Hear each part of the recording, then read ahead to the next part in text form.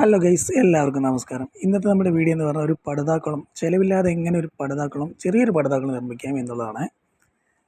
അപ്പോൾ ഞാൻ ഗൈസ് കുറേ യൂട്യൂബ് വീഡിയോസ് എല്ലാം കണ്ടു, അതായത് മീൻ വളർത്തുന്നത് സംബന്ധിച്ച്. അപ്പോൾ അതിൽ കുറേ ഗ്രില്ല് വെച്ചിട്ട് ആളുകൾ പടുതാക്കുളം ഉണ്ടാക്കുന്നുണ്ട്. പിന്നെ പലതരത്തിലുള്ള ആളുകൾ പടുതാക്കുളം ഉണ്ടാക്കുന്ന വീഡിയോസ് കണ്ടു. അപ്പോൾ അങ്ങനെ എനിക്കൊരാഗ്രഹം കുറച്ച് മീൻ വളർത്തിയാലാണ്. അപ്പോൾ ശരി, അപ്പോൾ നമ്മുടെ വീട്ടിലാണെങ്കിൽ സ്ഥലമില്ല, സ്ഥലം വളരെ കുറവാണ്. അപ്പോൾ ഫ്രണ്ട് തന്നെ ഒരു കോൺ വരുന്നുണ്ട്, അത് രണ്ട് മതിലും ജോയിൻ്റ് ആവുന്നൊരു ഭാഗം. അപ്പോൾ അവിടെ കുറച്ച് സ്ഥലമുണ്ട്.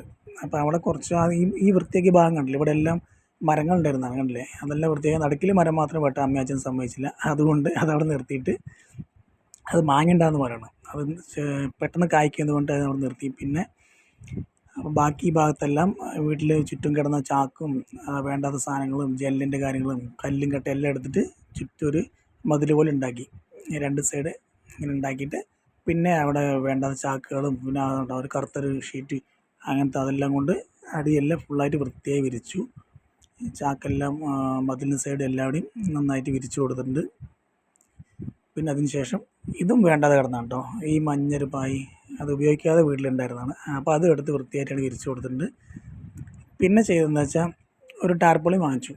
ടാർപോളിൻ പറഞ്ഞാൽ 200 GSM എല്ലാവരും ചെയ്യണമെന്ന് പറയുന്നത്, പക്ഷേ 200 GSM ഇവിടെ കിട്ടാൻ വഴിയില്ല, ടൗണിൽ പോകണം. അപ്പോൾ അതുകൊണ്ട് എനിക്കിവിടെ കിട്ടാവുന്നൊരു ടാർപ്പായി വാങ്ങിച്ചു. 90, അതായത് 90 GSM ടാർപ്പായി വാങ്ങിച്ചു, വൃത്തിയായി വിരിച്ചു, അതിൽ വെള്ളം നിറച്ചിട്ടുണ്ട്. അപ്പോൾ ഗൈസ് ഇത്രയും നമ്മൾ ചെയ്തിട്ടുണ്ട്. ഇനി നമ്മൾ മീൻ വാങ്ങിക്കണം. മീൻ വാങ്ങിക്കുന്ന വീഡിയോയും മീൻ കുളത്തിടുന്ന വീഡിയോയും ബാക്കി എല്ലാ വിശേഷങ്ങളും അടുത്ത വീഡിയോയിൽ ഉണ്ടാകും ഗൈസ്. അപ്പോൾ നിങ്ങളുടെ വിലയേറിയ അഭിപ്രായങ്ങളെല്ലാം കമൻറ്റായി രേഖപ്പെടുത്തണം. ഞാൻ ആദ്യമായിട്ടാണ് ഇങ്ങനെ സംഭവം ചെയ്യുന്നത്. അപ്പോൾ നിങ്ങളുടെ വിലയേറിയ അഭിപ്രായങ്ങൾ എല്ലാം കമൻറ്റായി രേഖപ്പെടുത്തുക. അപ്പോൾ ഇന്നത്തെ വീഡിയോ ഇത്രയേ ഉള്ളൂ ഗൈസ്. അപ്പോൾ അടുത്ത വീഡിയോയുമായിട്ട് വീണ്ടും കാണാം. അതുവരെയ്ക്കും നന്ദി, നമസ്കാരം.